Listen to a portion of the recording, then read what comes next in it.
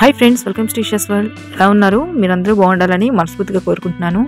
ఇవాళ నా వీడియోలో రేషన్ కార్డు ఉన్న వారికి 3 కొత్త రూల్స్ అయితే ప్రభుత్వం ప్రకటించింది.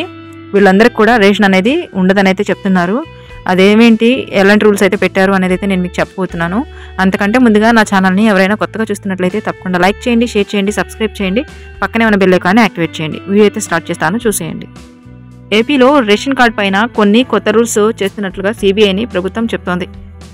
అందులో కొన్ని ముఖ్యమైన 3 విషయాలు అయితే ప్రవేశపెట్టబోతున్నారు. అలాగే ఇదివరకు ఉన్న రేషన్ కార్డులు కొత్తగా అప్లై చేసుకోవాలని అయితే చెప్తున్నారు. కొత్త రేషన్ కార్డులు అని అయితే చెప్తున్నారు. మీకు ఈ రేషన్ కార్డులు వివరాల గురించి అయితే కావాలి అంటే తప్పకుండా ఫుల్ వీడియో అయితే చూడండి, అప్పుడే మీకు అర్థమవుతుంది. అలానే రేషన్ కార్డు అప్లికేషన్ కూడా నేను ఇక్కడ డాష్లో డౌన్లోడ్ చేసి పెట్టాను. మీకు కావాలి అంటే ఒకసారి మీరు కూడా అప్లై చేసుకోండి. కొత్త రేషన్ కార్డులు పట్ల ప్రభుత్వం ఆసక్తి చూపుతోంది. ముఖ్యంగా పెండింగ్లో ఉన్నటువంటి రేషన్ కార్డు అప్లై చేసుకోవడానికి అవకాశం కల్పించబోతోంది. అందుకోసం గ్రామ మరియు వార్డు సచివాలయాల్లో ఈ అప్లికేషన్ తీసుకోవడం జరుగుతుంది.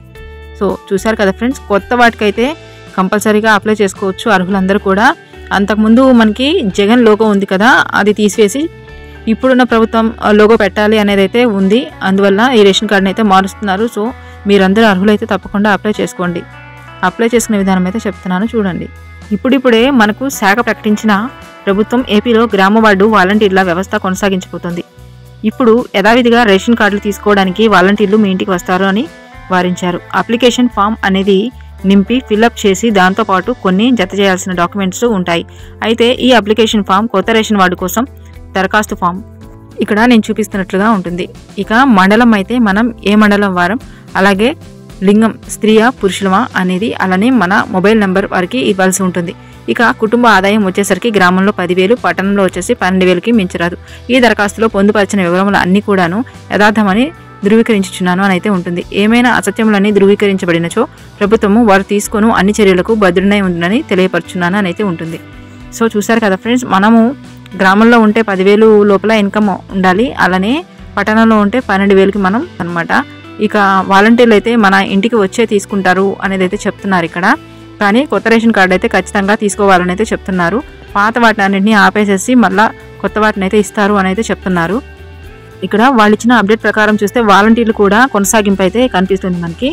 మామూలుగా వాలంటీర్లను అయితే తీసేస్తారు అది ఇది అని అయితే చెప్తున్నారు కదా, అది కూడా ఏమీ ఉండదు అన్నట్లుగా చెప్తున్నారు.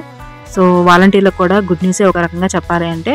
వాలంటీర్లు వచ్చి మన ఇంటికి ఈ డీటెయిల్స్ అన్ని తీసుకుంటారని అయితే చెప్తున్నారు. సో మీరందరూ కూడా మీ ఇంటికి వచ్చినప్పుడు మీరు ఈ డీటెయిల్స్ అన్నిటిని వారికి పొందుపరచుకోండి. మీరు అర్హులైతే తప్పకుండా మీకు రేషన్ కార్డు అయితే తప్పకుండా లభిస్తుంది. సో మీ అందరికీ ఈ వీడియో యూస్ఫుల్ అయిందని అయితే అనుకుంటున్నాను. మీ అందరికీ యూస్ఫుల్ అయితే తప్పకుండా నా ఛానల్ని లైక్ చేయండి, షేర్ చేయండి, సబ్స్క్రైబ్ చేయండి, పక్కన ఉన్న బెల్ ఐకాన్ని యాక్టివేట్ చేయండి. అప్పుడే నా వీడియోస్ అప్డేట్స్ అన్నీ మీకు వస్తాయి. సో మరొక యూస్ఫుల్ వీడియోతోటి మరొక వీడియోలో మీ ముందుంటాను. Thank you for watching.